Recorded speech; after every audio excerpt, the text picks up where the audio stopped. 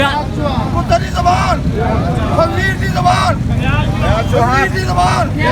Hello ਉਹ ਭਾਈ ਨੂੰ ਬੈਠ। ਦੁਨੀਆ ਭਰ ਦੀਆਂ ਜ਼ੁਬਾਨਾਂ ਤੋਂ ਪੰਜਾਬੀ ਜ਼ੁਬਾਨ ਨਾਲ ਵੱਖਰਾ ਹੀ ਸਲੂਕ ਕੀਤਾ ਜਾ ਰਿਹਾ ਹੈ। ਪਾਕਿਸਤਾਨੀ ਪੰਜਾਬ ਵਿੱਚ ਕਰੋੜਾਂ ਲੋਕਾਂ ਦੀ ਜ਼ੁਬਾਨ ਨੂੰ ਪੜ੍ਹਾਇਆ ਨਹੀਂ ਜਾ ਰਿਹਾ। ਪੰਜਾਬੀ ਬੋਲੀ ਵਿੱਚ ਪੜ੍ਹਾਈ ਤੇ ਇੱਕ ਪਾਸੇ ਇਸ ਨੂੰ ਲਾਜ਼ਮੀ ਮਜ਼ਮੂਨ ਦੇ ਤੌਰ ਤੇ ਵੀ ਨਹੀਂ ਪੜ੍ਹਾਇਆ ਜਾ ਰਿਹਾ ਤੇ ਪਾਕਿਸਤਾਨ ਦੀ ਸਭ ਤੋਂ ਵੱਡੀ ਇਸ ਜ਼ੁਬਾਨ ਨੂੰ ਉਹ ਮਾਨਤਾ, ਇੱਜ਼ਤ ਤੇ ਇਹਤਰਾਮ ਵੀ ਨਹੀਂ ਦਿੱਤਾ ਜਾ ਰਿਹਾ ਜਿਸ ਦੀ ਇਹ ਮੁਸਤਹਿਕ ਹੈ। ਇਹਦੇ ਪੜ੍ਹਾਉਣ ਲਈ ਪੰਜਾਬੀ ਪ੍ਰਚਾਰ ਤੇ ਪੰਜਾਬ ਨੈਸ਼ਨਲ ਪਾਰਟੀ ਪਾਕਿਸਤਾਨ ਸਮੇਤ ਦੂਜੀਆਂ ਤਨਜ਼ੀਮਾਂ ਲੰਮੇ ਅਰਸੇ ਤੋਂ ਸੜਕਾਂ ਤੇ ਨੇ ਤੇ ਇਸ ਮੰਗ ਦਾ ਸਿਲਸਿਲਾ ਮੁਸਲਸਲ ਜਾਰੀ ਹੈ।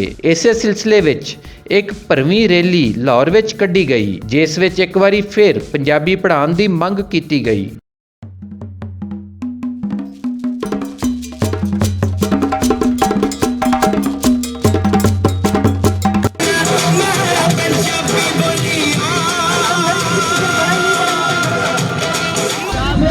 मेरे नाल एक बड़ी सोहनी जी कुड़ी ते मॉडर्न कुड़ी मौजूद है तो मैं इन्हां कोल पुछना देखण नूं ते बड़े मॉडर्न जे लगदे ने। देखो ये पंजाबी दी रैली की कर रहे ने जी। बेसिकली इंसान दे मॉडर्न होण दा कोई ओहदी पर्सनैलिटी नाल ताल्लुक नहीं होंदा। असीं इस करके चाहते हैं कि असीं अपनी मां बोली से अपनी तालीम लेना चाहते हैं। असीं अपने घर अपने बाहर अपने दोस्तां नाल बड़े प्राउडली कहना चाहते हैं कि तुसीं भी पंजाबी बोलो ते साडे नाल भी पंजाबी च गल करो। मॉडर्न होना अहम नहीं है, अपने रूट्स नाल जुड़े रहना इंसान दी बहुत बड़ी गल होंदी है। सही गल है जी, मॉडर्न होना कोई बड़ी गल नहीं है लेकिन अपनी पंजाबी ज़बान नाल बचना बहुत जरूरी है।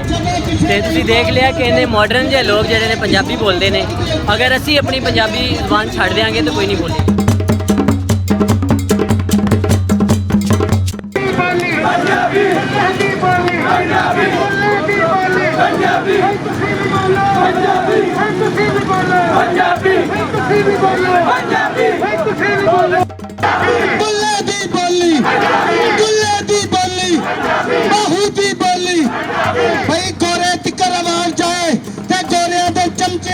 जाए भारत दी बोली, दुल्ले दी बोली, बुल्ले दी बोली, पंजाब दी बोली, पंजाब दी बोली। भाई तुसी भी बोलो, भाई तुसी भी बोलो।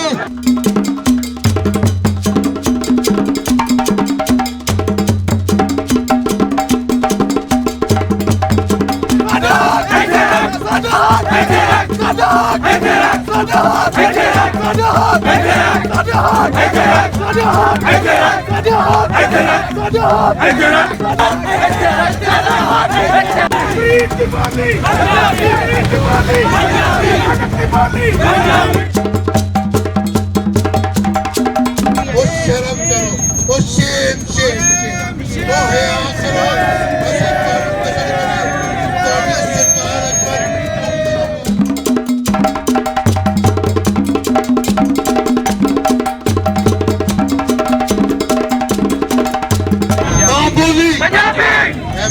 भाई आए ने ना जो कुर्बानियां देख के आते ने ना उधरों लाओ वो नहीं देखते साढ़े स्टेटस की है। सारे नारा लाओ पंजाबी बोली, पंजाबी बोली, नियम जो साडा हक, साडा हक, साडा हक। विच पंजाबी गुस्सत नहीं, तहजीब नहीं, पढ़ते बेकर वारिस बुल्ला बाहू लाल पंजाबी दा।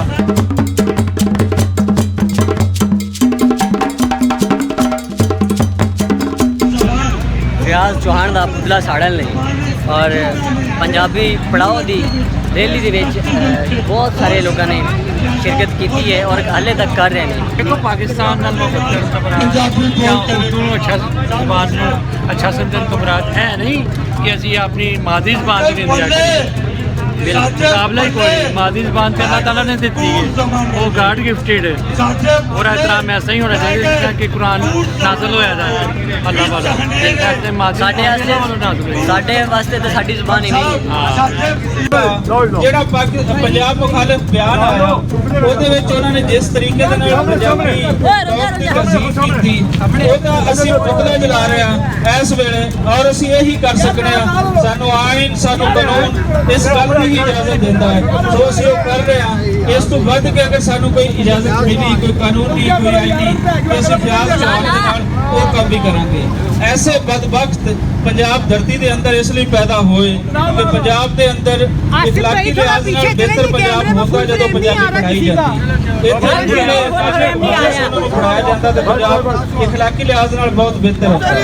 ਇਹ ਪੰਜਾਬ ਜਿਹੜਾ ਫਿਆਜ਼ ਚੌਹਾਨ ਜੇ ਲਾਂਤੀ ਪੈਦਾ ਕਰ ਲਿਆ ਇਹ ਇਸੇ ਕਰਕੇ ਹੀ ਹੈ ਕਿ ਪੰਜਾਬੀ ਜ਼ਬਾਨ ਤੋਂ ਪੰਜਾਬ ਨੂੰ ਦੂਰ ਪੁੱਤਰੀ ਜ਼ਬਾਨ ਪੁੱਤਰੀ ਜ਼ਬਾਨ ਫਕੀਰ ਦੀ ਜ਼ਬਾਨ ਫਕੀਰ ਦੀ ਜ਼ਬਾਨ ਹਲੋ ਉਹ ਭਾਈ ਨੂੰ ਬੈਠ ਬਗੈਰਤ ਦੀ ਜ਼ਬਾਨ ਬਗੈਰਤ ਦੀ ਜ਼ਬਾਨ ਫਕੀਰ ਦੀ ਜ਼ਬਾਨ ਪੁੱਤਰੀ ਜ਼ਬਾਨ ਪੁੱਤਰੀ ਜ਼ਬਾਨ ਫਕੀਰ ਦੀ ਜ਼ਬਾਨ ਸਾਈਓ ਬੈਗ ਲਾਂਤੀ ਚੌਹਾਨ ਲਾਂਤੀ ਚੌਹਾਨ ਫਿਆਜ਼ ਚੌਹਾਨ ਫਿਆਜ਼ ਚੌਹਾਨ ਮੁਰਦਾਬਾਦ ਦਾ ਨਾਰਾ ਆਣਾ ਚਾਹੀਦਾ ਹੈ। ਫਿਆਜ਼ ਚੌਹਾਨ ਮੁਰਦਾਬਾਦ ਪੰਜਾਬ ਦੁਸ਼ਮਣ ਮੁਰਦਾਬਾਦ ਫਿਆਜ਼ ਚੌਹਾਨ ਮੁਰਦਾਬਾਦ ਪੰਜਾਬ ਦਾ ਦੁਸ਼ਮਣ।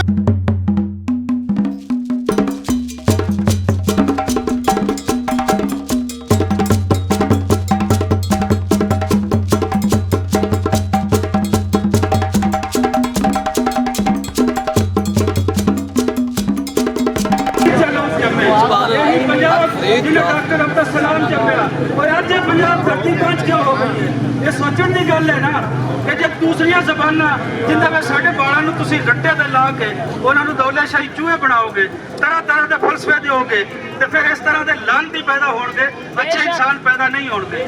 ਸੋ ਅੱਛੇ ਇਨਸਾਨ ਪੈਦਾ ਕਰਨ ਲਈ ਉਹਨਾਂ ਦੀ ਬੁਨਿਆਦ ਸੈੱਟ ਕਰਨ ਦੀ ਲੋੜ ਹੈ।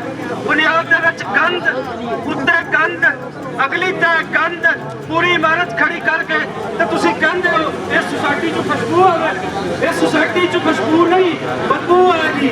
ਜੇ ਇੱਕ ਤਹਿ ਤੁਸੀਂ ਹਟਾ ਦਿਓਗੇ ਤਾਂ ਦੂਸਰੀ ਤਹਿ ਦੇ ਉੱਤੇ ਵੀ ਗੰਦ ਹੈ। ਸੋ ਨਵੀਂ ਤਰਤੀਬ, ਨਵਾਂ ਖਿਆਲ, ਨਵੀਂ ਸੋਚ, ਨਵਾਂ ਫਲਸਫਾ ਪੰਜਾਬ ਨੂੰ ਚਾਹੀਦਾ ਹੈ ਔਰ ਪੰਜਾਬ ਉਸ ਫਲਸਫੇ ਤੇ ਚੱਲ ਕੇ ਰੋਸ਼ਨ ਖਿਆਲ ਬਣੇਗਾ। ਪੰਜਾਬ ਨੂੰ ਤਰੱਕੀ ਚਾਹੀਦੀ ਹੈ, ਪੰਜਾਬ ਨੂੰ ਤੱਕਿਆ ਨੂਸੀ ਖਿਆਲਾਤ ਨਹੀਂ ਚਾਹੀਦੇ, ਲੇਕਿਨ ਉਹ ਰਵਾਇਤ ਚਾਹੀਦੀ ਹੈ ਪੰਜਾਬ ਨੂੰ ਜਿਸ ਰਵਾਇਤ ਤੇ ਚੱਲ ਕੇ ਪੰਜਾਬ ਰੋਸ਼ਨ ਖਿਆਲ ਬਣੇ। ਪੰਜਾਬ ਦਾ ਉਹ ਬਿਆਨੀਆ, ਪੰਜਾਬ ਦਾ ਉਹ ਫਲਸਫਾ